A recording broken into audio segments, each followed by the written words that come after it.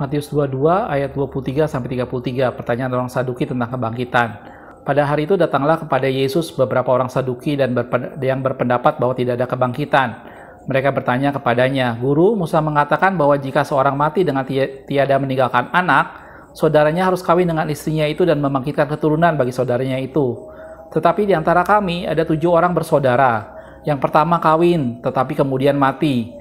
Dan karena ia tidak meninggalkan keturunan, ia meninggalkan istrinya itu bagi saudaranya. Demikian juga yang kedua dan yang ketiga sampai dengan yang ketujuh." Ayat 27. "Dan akhirnya sesudah mereka semua, perempuan itu pun mati. Siapakah di antara ke-7 orang itu yang menjadi suami perempuan itu pada hari kebangkitan? Sebab mereka semua telah beristrikan dia." Yesus menjawab mereka, "Kamu sesat, sebab kamu tidak mengerti kitab suci maupun kuasa Allah. Karena pada waktu kebangkitan orang tidak kawin dan tidak dikawinkan, melainkan hidup seperti malaikat di surga." Ayat 31. "Tetapi tentang kebangkitan orang-orang mati, tidakkah kamu baca apa yang difirmankan Allah ketika ia bersabda, 'Akulah Allah Abraham, Allah Ishak, dan Allah Yakub'? Ia bukanlah Allah orang mati, melainkan Allah orang hidup." Orang banyak yang mendengar itu takjub akan pengajarannya. Oke, selamat malam. Kita ketemu lagi di channel Pelita Kakiku, karena firman-Mu adalah pelita bagi kakiku dan terang bagi jalanku. Ayat yang barusan kita baca adalah percakapan Yesus dengan orang Saduki, di mana orang-orang Saduki ini adalah orang-orang yang tidak mempercayai adanya kebangkitan. Dan mereka menguji Yesus tentang bagaimana kehidupan nanti setelah mereka mengalami kebangkitan, gitu ya. Dan salah satu pertanyaan mereka tentang tadi ada yang menikah dengan 7 orang, di mana di antara mereka yang menjadi suaminya nanti. Dan Yesus dengan tegas mengatakan bahwa kamu sesat. Kamu tidak mengerti kitab suci, karena dikatakan dalam firman Tuhan, pada saat mereka dibangkitkan, mereka akan hidup seperti malaikat, gitu ya. Nah, pada video ini saya akan membahas mengenai surga yang dirindukan. Jangan salah saudaraku, ini bukan judul sebuah sinetron atau judul sebuah film Indonesia yang beberapa tahun lalu pernah ada. Saya tidak membahas hal itu, tapi saya membahas mengenai apa kata firman Tuhan tentang surga, gitu ya. Di setiap agama, di setiap kepercayaan tertentu selalu ada konsep masing-masing tentang surga mereka. Dan begitu juga dengan di kekristenan. Dan kita akan membahas apa surga di mata orang Kristen, apa kata firman Tuhan tentang kehidupan nanti kita di surga. Mungkin ada juga pernah mendengar beberapa hamba Tuhan yang berkata bahwa kekristenan bukan cuma sekedar bagaimana kita masuk surga, tetapi bagaimana di bumi ini kita bisa merasakan kuasa Allah, bagaimana selama kita hidup Allah menyertai kita, dan kita bisa merasakan damai sejahtera seperti yang Tuhan sediakan. Itu tidak salah, saudaraku. Tetapi jangan kita lupa bahwa kekristenan itu didasari pada satu kenyataan bahwa Yesus datang ke dunia, mati, menebus kita, dan dia bangkit, dan dia menyediakan tempat bagi kita di surga. Inti kekristenan berada pada keselamatan yang Yesus sediakan. Gitu. Karena itu surga bukan hanya sesuatu yang sekedar di surga, tetapi apapun yang kita lakukan di dunia, apapun yang kita kerjakan, semata-mata tujuan kita adalah mengejar kehidupan kita nanti di surga. Jadi betul, memang kata firman Tuhan, Yesus mengajarkan murid-muridnya pada saat berdoa. Pada saat kamu berdoa, bilang, "Datanglah kehendak-Mu di bumi seperti di surga." Betul, pada saat kita hidup sekarang, pada saat kita ada bersama-sama, biar kita bisa merasakan suasana surga di rumah kita merasakan kehadiran Tuhan dalam kehidupan kita sehari-hari, kita mengalami penyertaan Tuhan, kuasa Tuhan, damai sejahtera Tuhan. Betul, itu tidak salah. Tetapi jangan lupa bahwa surga adalah sesuatu yang kita nantikan. Surga adalah sesuatu yang kita rindukan. Dan itulah inti kekristenan kita. Yang menjadi pembeda kekristenan dengan agama lain adalah pada kekristenan Yesus menjanjikan tempat kita di surga. Dan semua pelayanan dan apapun yang kita lakukan semata-mata adalah kita mempersiapkan agar kita nanti bersama-sama di surga dengan Allah.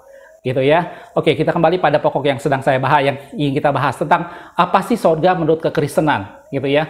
Pertama, saya ingin gambarkan dulu tentang surga kata firman Tuhan. Surga bukan suatu tempat pesta pora, surga bukan suatu tempat di mana orang bisa memuaskan segala sesuatu yang mereka lakukan, tapi surga adalah suatu tempat yang kudus. Surga adalah suatu tempat yang mulia, surga adalah suatu tempat yang benar-benar sangat agung, karena di sanalah tempat kehadiran Allah, di sanalah tempat tahta Allah berada. Gitu ya. Itu yang pertama. Yang pertama tentang surga adalah itu satu tempat yang sangat kudus. Itu satu tempat yang sangat mulia. Gitu ya. Kita akan lihat satu ayat firman Tuhan di kitab Wahyu. Di sana Yohanes melihat penglihatan tentang tahta Allah.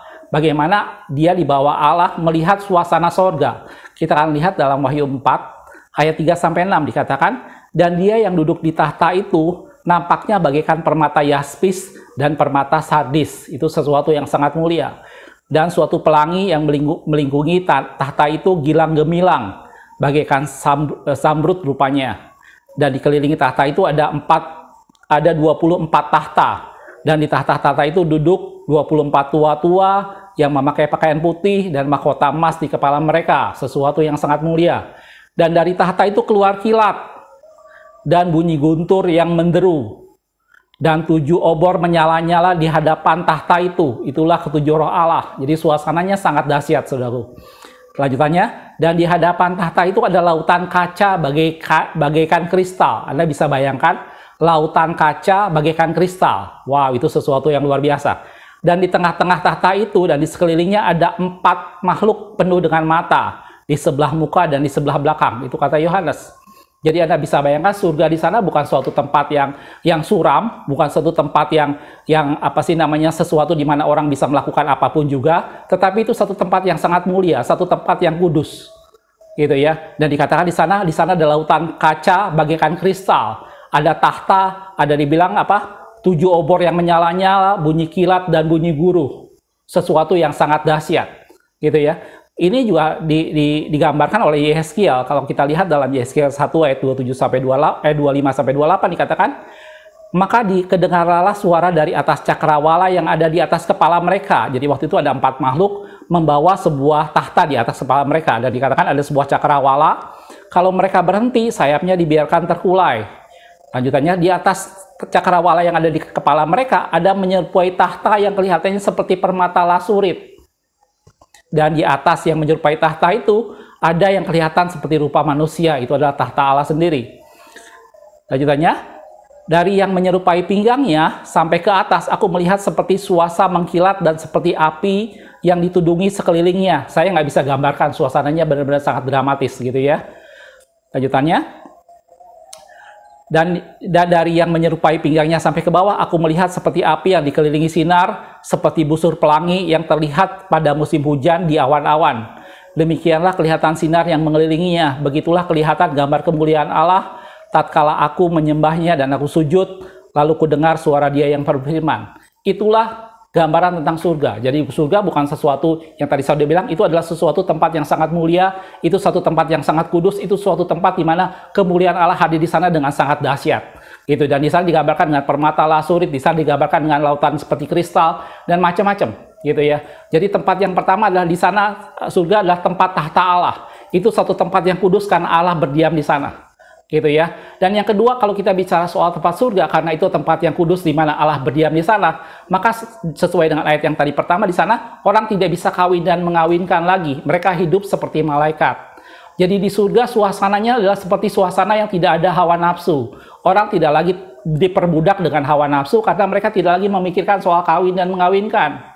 Bahkan di sana orang tidak lagi memikirkan masalah makanan-makanan jasmani, satu nafsu untuk menikmati satu makanan tertentu tidak ada lagi pada mereka. Gitu ya. Kalau kita lihat dalam firman Tuhan dikatakan dalam 1 Korintus 15 ayat 50 dikatakan, "Saudara-saudara, inilah yang hendak kukatakan kepadamu, yaitu bahwa daging dan darah itu tidak mendapat bagian dalam kerajaan Allah. Di surga nanti, daging dan darah, sesuatu yang berasal dari dunia, sesuatu yang datang karena nafsu duniawi, itu tidak mendapat bagian," dikatakan seperti itu. Dan bahwa yang binasa tidak dapat bagian dalam apa yang tidak binasa. Di surga nanti segala sesuatu kekal, kita hidup seperti malaikat, dikatakan seperti itu. Gitu. Dan di sana tidak ada lagi hawa nafsu. Gitu ya. Dalam 1 Korintus 6 ayat 9 sampai 10 dikatakan seperti ini, "Atau tidak tahukah kamu bahwa orang-orang tidak adil tidak akan mendapat bagian dalam kerajaan Allah?" Jadi orang-orang yang tidak adil tidak dapat bagian. "Jangan sesat, orang cabul, orang yang berpikir hal-hal yang jorok, orang yang berpikir tentang hal-hal yang tidak benar, itu juga tidak bisa. Penyembah berhala, orang berzina, banci, pemburit, pencuri, orang kikir, pemabuk, pemfitnah, dan penipu tidak akan mendapat bagian dalam kerajaan Allah." Jadi kerajaan Allah nanti, surga nanti adalah tempat yang kudus, di mana di sana Allah ada, Allah berdiam, Allah bertahta dengan segala kemuliaannya. Dan di sana semua yang binasa tidak dapat bagian dalam apa yang tidak binasa. Dan daging dan darah tidak dapat bagian di sana. Di sana kita hidup seperti malaikat, tidak ada kawin dan mengawinkan, tidak ada hawa nafsu di sana untuk melakukan sesuatu. Semuanya hidup dengan penuh kekudusan karena surga adalah tempat yang kudus. Jelas saudaraku, itulah surga, itulah gambaran surga dalam firman Tuhan. Itu sesuatu di mana Allah bertahta, di mana Allah berdiam di sana dengan segala kemuliaan dan kekudusannya. Itu tempat yang sangat agung, tempat yang sangat kudus. Gitu ya. Itu yang pertama. Terus yang kedua yang ingin kita bahas di sini adalah kalau kita nanti ke surga, sebenarnya apa sih yang akan kita lakukan selama kita di sana? Gitu ya. Ada 3 hal dalam firman Tuhan yang kita kerjakan pada saat kita nanti tinggal di surga bersama-sama dengan Kristus. Yang pertama adalah kita akan menyembah Tuhan, kita akan menyembah Yesus. Dan yang kedua kita akan memerintah bersama-sama dengan Dia. Dan yang ketiga kita akan makan sehidangan dengan Tuhan. Gitu ya. Saya akan bahas satu-satu. Yang pertama adalah kita akan menyembah Tuhan. Kalau kita perhatikan dalam Wahyu 22 ayat 1 sampai 4, lalu Ia menunjukkan kepadaku sungai kehidupan yang jernih bagaikan kristal dan mengalir keluar dari tahta Allah dan tahta anak domba itu. Lanjutannya, di tengah-tengah jalan kota itu, yaitu di seberang sungai-sungai itu, ada pohon-pohon kehidupan yang berbuah 12 kali, tiap-tiap bulan sekali. Dan daun-daun pohon itu dipakai untuk menyembuhkan bangsa-bangsa. Terus Yohanes melihat lanjutannya, maka tidak ada lagi laknat. Jelas, tahta Allah dan tahta anak domba ada di dalamnya, dan hamba-hambanya akan beribadah kepadanya. Gitu.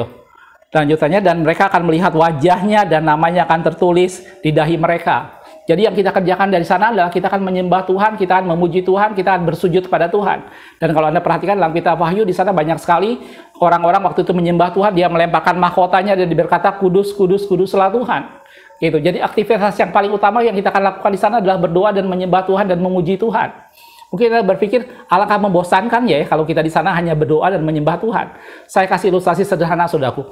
Mungkin kalau kita suami istri, Anda yang sudah berkeluarga, Anda mungkin merasakan saat-saat, mungkin kalau misalnya kita memperbaharui kasih kita hari demi hari, Anda tidak akan pernah mengalami kebosanan dengan pasangan Anda, karena setiap hari Anda menemukan sesuatu yang sebelumnya Anda tidak tahu. Setiap hari Anda menemukan kejutan baru, setiap hari kita menemukan sesuatu yang membuat kita semakin sayang dengan pasangan kita. Dan itu memperbaharui kasih kita hari demi hari. Gitu. Sehingga akhirnya pasangan kita tidak menjadi sesuatu di mana itu seorang di luar kita, malah semakin lama itu menjadi bagian dalam kehidupan kita, yang akhirnya tidak terpisahkan. Dan tanpa terasa kita bisa melewati waktu bertahun-tahun, tanpa terasa kita bisa melewati waktu sampai dengan akhirnya dikatakan dalam firman Tuhan, sampai maut memisahkan. Gitu. Dan begitu juga kita dengan Tuhan. Di surga nanti pada saat kita menyembah Tuhan, pada saat kita mengungkapkan puji-pujian kepada Tuhan, semakin besar kasih kita kepada Tuhan, semakin besar kasih kita kepada Tuhan, maka itu akan diperbaharui hari demi hari, yang membuat kita semakin menikmati Tuhan, yang membuat kita semakin rindu dekat dengan Tuhan. Dan itu bukan sesuatu yang membosankan, itu malah sesuatu yang membuat kita semakin bergairah, dan kita semakin mengenal Tuhan, menemukan banyak hal yang menarik, menemukan banyak hal yang indah tentang Tuhan. Itu. Dan itu yang kita lakukan di surga. Di surga kita akan semakin dekat dengan Tuhan, di surga kita akan semakin bersekutu dengan Tuhan, di surga kita akan menjadi bersama-sama dengan Tuhan senantiasa, dan kita tidak akan merasakan waktu lagi di sana. Itu yang pertama. Dan yang kedua, firman Tuhan katakan kita akan memerintah bersama-sama dengan Tuhan di sana. Jadi dalam firman Tuhan dikatakan surga itu salah satu tempat perhentian kita, itu adalah tempat perhentian kita. Tapi bukan berarti di sana tidak ada sesuatu yang kita kerjakan sehingga kita nganggur, terus kita tidur-tiduran dan tidak melakukan satu pekerjaan apapun. Dalam firman Tuhan dikatakan kita akan memerintah bersama-sama dengan Tuhan di sana. Gitu ya. Kita lihat ayat yang lain. Di dalam Wahyu 22 ayat yang kelima dikatakan seperti ini. Dan malam tidak ada lagi ada di sana. Lanjutan ayat yang tadi ya. Dan mereka tidak memerlukan cahaya lampu dan matahari dan cahaya matahari, sebab Tuhan akan menerangi mereka dan mereka akan memerintah sebagai raja sampai selama-lamanya. Gitu. Jadi yang kedua yang kita akan lakukan di sana adalah kita akan memerintah bersama dengan Tuhan. Dalam 1 Korintus 6 ayat yang ketiga Paulus katakan seperti ini, tidak tahukah kamu bahwa kita akan menghakimi malaikat-malaikat? Jadi apalagi perkara-perkara biasa yang dalam hidup kita sehari-hari. Jelas, saudaraku, kata firman Tuhan bahwa kita akan menghakimi malaikat-malaikat. Ayat yang lain, dalam Wahyu 3 ayat 21. Ini waktu itu, firman Tuhan kepada salah satu jemaat. Dibilang seperti ini, barang siapa menang, ia akan kududukan bersama-sama dengan aku di atas tahtaku. Dia akan kududukan bersama-sama dengan aku di atas tahtaku. Artinya memerintah bersama-sama. Sebagaimana aku pun telah menang dan duduk bersama-sama dengan Bapakku di atas tahtanya. Jadi hal yang kedua yang kita akan lakukan di surga adalah kita akan memerintah bersama dengan Dia. Hal yang ketiga dalam firman Tuhan yang tadi sudah bilang, kita akan makan sehidangan dengan Tuhan. gitu ya. Kata makan sehidangan tentunya bukan berarti masalah di sana kita makan ayam goreng, bukan di sana kita makan steak atau apa segala macam, tetapi sesuatu gambaran bahwa makan sehidangan adalah suatu persekutuan yang erat. Makan sehidangan berarti di sana ada hubungan yang semakin dekat. Kita akan lihat ayatnya. Dalam Wahyu 3 ayat 20 dikatakan, "Lihat, aku berdiri di muka pintu dan mengetuk. Dan jikalau ada orang mendengar suaraku dan membukakan pintu," dia bilang, "aku akan masuk mendapatkannya dan aku akan makan bersama-sama dengan dia." Gitu. Dan ia bersama-sama dengan aku. Jelas kata firman Tuhan, kalau orang membukakan pintu, maka dia akan masuk, makan bersama-sama dengan dia, dan aku bersama-sama dengan dia. Gitu ya. Dalam Lukas 22 ayat 29 sampai 30 dikatakan seperti ini. "Dan aku menentukan hak-hak kerajaan bagi kamu, sama seperti Bapakku menentukannya bagiku." Lanjutannya, "bahwa kamu akan makan dan minum semeja dengan aku dalam kerajaanku. Dan kamu akan duduk di atas tahta untuk menghakimi 12 suku Israel." Sekali lagi dikatakan, aku akan makan semeja dengan kamu, dan kamu akan menghakimi bersama-sama dengan aku 12 suku Israel. Jelas, saudaraku? Jadi itu adalah tentang sorga. Jadi yang pertama adalah sorga, tempat yang kudus. Sorga adalah tempat kehadiran Allah, tempat Allah bertahta. Itu satu tempat yang agung, satu tempat yang kudus, satu tempat yang sangat mulia. Dan di sana tidak ada hawa nafsu lagi. Orang tidak kawin dan mengawinkan. Mereka hidup seperti malaikat. Gitu. Yang kedua yang kita akan lakukan di surga adalah kita akan menyembah Tuhan. Tidak ada kebosanan di sana, kita akan menikmati Tuhan dan kita akan bersekutu dengan Tuhan. Gitu. Dan tentunya dengan saudara-saudara seiman yang lain. Dan yang kedua yang kita lakukan di surga adalah kita memerintah bersama Tuhan. Kita menghakimi malaikat, kita menghakimi 12 suku Israel, dikatakan seperti itu. Dan yang ketiga adalah kita akan makan sidangan bersama dengan Tuhan. Gitu. Itu yang akan kita lakukan di surga nanti. Jelas, saudaraku? Hal yang ketiga, poin yang ketiga yang ingin saya bahas ini mengenai surga adalah sekarang siapa yang bisa masuk ke sana? Gitu ya. Siapa orang-orang yang layak berada di surga nanti, gitu ya. Kalau kita perhatikan dalam firman Tuhan, yang pertama adalah tentunya karena surga adalah tahta kerajaan Allah, surga adalah tahta tempat Yesus berada di sana. Tentunya yang bisa masuk ke sana adalah yang mau mengakui Yesus sebagai Tuhan dan Raja. Saya kasih ilustrasi sederhana ya. Kalau Anda memutuskan misalnya seorang warga negara dari satu negara A, anggaplah dari negara Singapura misalnya, dia memutuskan untuk tinggal di Indonesia, maka dia mau nggak mau, kalau dia mau tinggal di Indonesia, dia harus mengakui bahwa Jokowi adalah Presiden Indonesia. Dia harus mengakui bahwa Pancasila adalah dasar negara Indonesia, mau tidak mau, kalau dia memutuskan untuk tinggal di Indonesia. Begitu juga kalau kita memutuskan kita ingin masuk ke surga, di surga itu adalah tempat kediaman Allah. Yesus itulah rajanya. Dan kalau kita mau masuk ke sana, maka kita harus mengakui bahwa Yesus itu adalah Raja. Kita harus mengakui kedaulatan Yesus sebagai Raja, karena dia adalah Raja yang ada di surga. Gitu ya. Kalau kita lihat dalam firman Tuhan, Wahyu 11 ayat 16 dikatakan seperti ini. "Dan ke-24 tua-tua itu yang duduk di hadapan Allah, di atas tahta mereka tersungkur dan menyembah Allah." Mereka harus menyembah Allah dan tersungkur. Dia harus mengakui bahwa Yesus adalah Allah. Dalam Wahyu 14 ayat 14 dikatakan seperti ini. "Dan aku melihat sesungguhnya di atas suatu awan putih, dan di atas awan itu duduk seorang seperti anak manusia." Dan Yesus sering digelari anak manusia. "Dan dengan sebuah mahkota emas di atas kepalanya, sebilah sabit tajam di atas tangannya." Jadi jelas di sorga lah tempat Yesus bertahta. Yesus mati dan naik ke sorga, dan dia bertahta di sana. Dan kalau orang yang mau masuk ke surga, maka dia harus mengakui bahwa Yesus adalah Tuhan. Karena Yesuslah yang bertahta di surga. Gitu ya. Dalam Yohanes 3 ayat 13 dikatakan, "Tidak ada seorang pun yang pernah naik ke surga, selain daripada dia yang turun dari surga, yaitu anak manusia." Jelas, saudaraku? Dalam 1 Petrus 3 ayat 22, saya kasih ayat yang lain. "Yang duduk di sebelah kanan Allah, setelah ia naik ke surga, sesudah segala malaikat, kuasa, dan kekuatan ditaklukkan kepadanya." Jelas di surga itu Yesus memerintah di sana. Tahta Allah dan tahta anak domba dikatakan seperti itu. Jadi yang pertama, kalau orang mau masuk surga, tidak punya pilihan lain kecuali dia harus mengakui Yesus sebagai Tuhan dan Raja. Kecuali dia mendudukkan diri di bawah wewenang Yesus. Karena surga adalah tempatnya Allah. Surga adalah tempat Yesus bertahta di sana. Gitu. Dan yang kedua adalah, untuk kita masuk surga, tadi saya sudah bilang, surga adalah tempat yang kudus. Surga adalah tempat tahta Allah, dan kita harus tahu bahwa Allah adalah satu pribadi yang kudus. Dan yang kedua, setelah kita mengakui dan tunduk pada otoritas, tunduk pada keadaan Yesus sebagai Raja, kalau kita mau masuk ke surga, maka yang kedua adalah kita harus menerima Yesus dan dikuduskan dengan darahnya. Hanya dengan kekudusan kita bisa masuk surga. Dan tanpa kekudusan tidak ada seorang pun yang bisa melihat Allah. Karena surga adalah tempat tahta Yesus, tempat tahta Allah yang kudus. Dan manusia tidak bisa menjadi kudus dengan apapun juga kecuali dengan darah Yesus. Jelas saudaraku, kita lihat ayatnya. Dalam Wahyu 3 ayat 7 dikatakan, dan tuliskanlah kepada malaikat jemaat di Philadelphia. Dikatakan, inilah firman dari yang kudus. Yesus dikatakan dari yang kudus. Karena Yesus itu adalah Allah sendiri. Dan Allah itu adalah kudus. Dan manusia tidak bisa menjadi kudus. Jadi kalau kita mau masuk ke dalam tahta, mau masuk ke dalam sorga, maka di sana adalah tempat yang kudus. Dan kekudusan hanya kita bisa dapat dengan darah Yesus. Jadi yang pertama adalah orang harus mengakui dan tunduk pada otoritas yang Yesus berikan.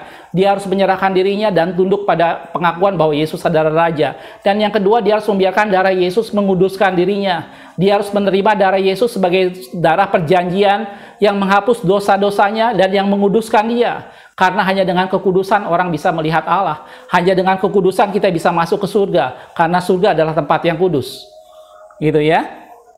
Lanjutannya, yang benar yang memegang kunci Daud, dan apabila dia membuka tidak ada yang dapat menutup. Apabila dia menutup tidak ada yang dapat membuka. Gitu ya.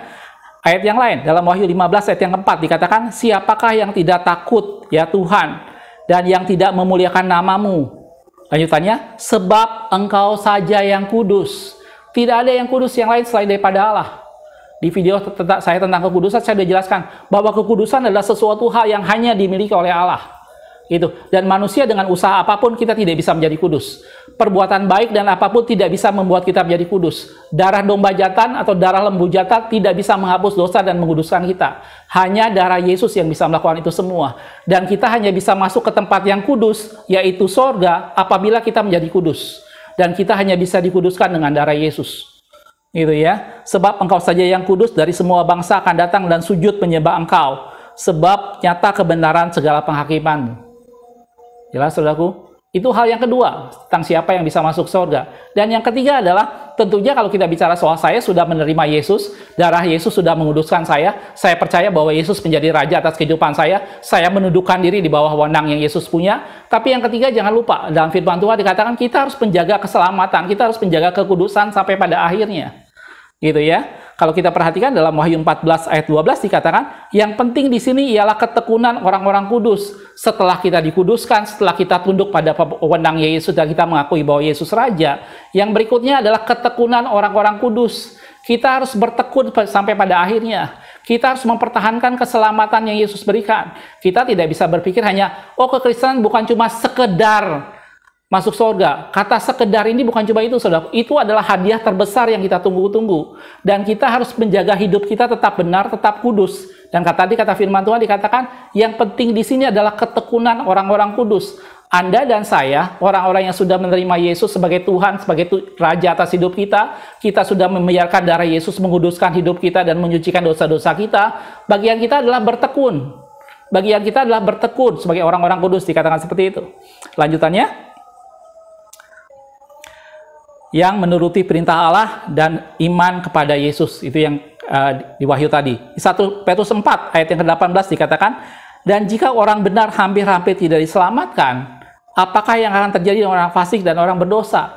Jadi jangan Anda berpikir, oh apa sih namanya, saya mau hidup seenaknya, yang penting saya udah jadi orang Kristen, saya udah terima Yesus, saya udah rajin ke gereja, saya udah pelayanan, terus saya bisa hidup seenaknya. Belum tentu, saudaraku. Bukan itu yang Allah maksudkan. Yang Allah maksudkan adalah kita hidup benar di hadapan Tuhan. Yang Allah maksudkan adalah kita hidup menjaga kekudusan dan kita berkenan kepada Allah. Kita menjaga keselamatan yang Yesus berikan. Itu adalah orang-orang yang layak nanti masuk surga. Gitu ya. Dalam Matius 24 ayat yang ke-13 dikatakan, orang yang bertahan sampai pada kesudahannya itu akan selamat. Keselamatan bisa hilang dari kita, saudaraku. Anda dan saya sudah ditebus. Betul, kita semua sudah menjadi anak. Tapi kalau kita memberontak, kita lari, maka kita kehilangan sebagai ahli waris itu. Kita kehilangan hak kita kalau kita melarikan diri dari Tuhan. Firman Tuhan katakan, di luar aku kamu tidak dapat melakukan apa-apa. Gitu.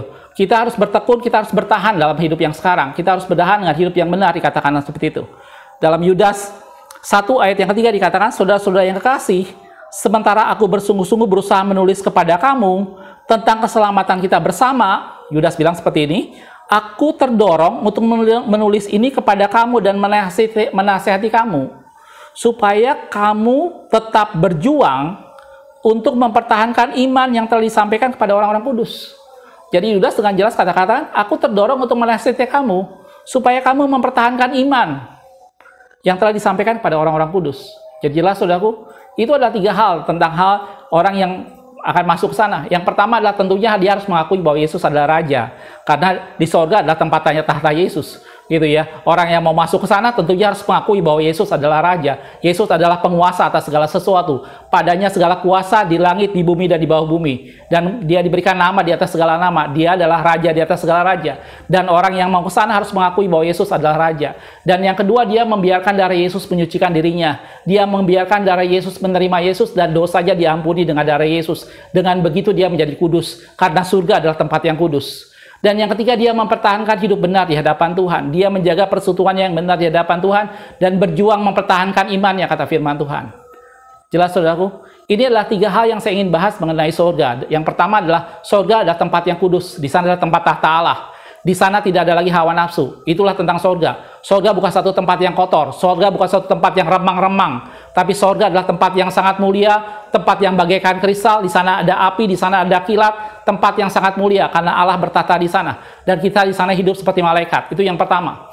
Yang kedua, apa yang kita lakukan di sorga? Kita di sana kita akan menyembah Tuhan siang dan malam. Kita akan memuji dan menyembah Dia. Dan kita akan memerintah bersama-sama dengan Tuhan. Dan kita akan makan sehidangan bersama-sama dengan Dia. Ada sukacita besar. Gitu. Dan yang ketiga, siapakah orang yang layak masuk ke sana? Itu mereka yang mengakui bahwa Yesus Raja. Orang-orang yang dikuduskan dengan darah Yesus. Dan mereka yang menjaga hidup benar sampai pada kesudahannya. Jelas saudaraku? Ini secara garis besar, mudah-mudahan ini menjadi pencerahan bagi kita tentang itulah sorga yang dirindukan. Kita sama-sama merindukan sorga. Dan Yesus berkata bahwa aku naik ke surga mempersiapkan tempat bagimu. Dan apabila aku telah mempersiapkan tempat, aku akan datang kembali menjemput kamu. Supaya di tempat di mana aku berada, kamu pun berada. Itu menjadi kerinduan sama-sama. Kita berada di tempat bersama-sama dengan Yesus berada. Gitu ya. Dalam Filipi 3 ayat 20 sebagai penutup, dikatakan karena kewargaan kita adalah di dalam sorga. Anda dan saya bukan dari dunia. Kita semua ditebus, kita sudah dibeli dengan darahnya yang mahal. Dan kita bukan berasal dari dunia. Dan firman Tuhan katakan, kewargaan kita adalah di dalam sorga. Dan dari situ kita juga menantikan Tuhan Yesus Kristus sebagai juru selamat. Dan nanti yang akan kita nikmati di sana dalam Wahyu 21 ayat yang 4 dikatakan, dan ia akan menghapus segala air mata dari mata mereka. Dan maut tidak akan ada lagi, dan tidak ada lagi perkabungan atau ratap tangis atau duka cita. Sebab segala sesuatu yang lama telah berlalu. Inilah surga yang kita rindukan. Kita rindukan bersama-sama dengan Allah. Di sana ada sukacita, di sana ada kemuliaan, dan kita tidak lagi ada dalam duka cita, kita tidak lagi ada dalam air mata. Apapun yang kita lakukan, mari persiapan hidup kita nanti di surga. Lakukan pelayanan Anda dengan segenap hati, lakukan apapun yang kita lakukan, biar kita semakin berdekat pada Tuhan, biar kita semakin mempersiapkan tempat di surga nanti. Dan jaga kekudusan yang sudah Tuhan berikan, hidup benar di hadapan Tuhan, dan setia sampai pada akhirnya. Dan Yesus berjanji apabila dia setelah persiapan tempat, dia akan kembali menjemput kita supaya di tempat di mana dia berada, kamu pun berada. Jelas saudaraku, mudah-mudahan ini memberi pengertian kepada kita semua bahwa itulah surga yang kita rindukan. Satu tempat yang kudus, satu tempat yang mulia di mana Allah ada di sana. Di sana kita akan menyembah Tuhan, memerintah bersama dengan Tuhan, makan hidangan bersama dengan Dia. Dan apabila kita percaya bahwa Yesus adalah Raja, Anda berhak sampai di surga. Apabila kita menerima Yesus dan membiarkan darahnya menguduskan kita, dan kita tidak hidup dalam dosa, kita berhak masuk ke sana. Apabila kita hidup benar dan menjaga kekudusan sampai pada akhirnya, maka kita semua bersama-sama akan berkumpul di sana. Jelas saudaraku, inilah surga yang kita rindukan. Mari tetap bertekun, mari tetap setia, semakin dekat pada Tuhan. Makasih sudah menonton, kita ketemu di video berikutnya. Firman Tuhan katakan, jika kamu memperhatikan perintah-perintahku, maka sukacitamu akan seperti sungai yang tidak kering, tidak pernah kering, dan kebahagiaanmu akan terus berlimpah, seperti gelombang laut yang tidak pernah berhenti. Tuhan Yesus memberkati.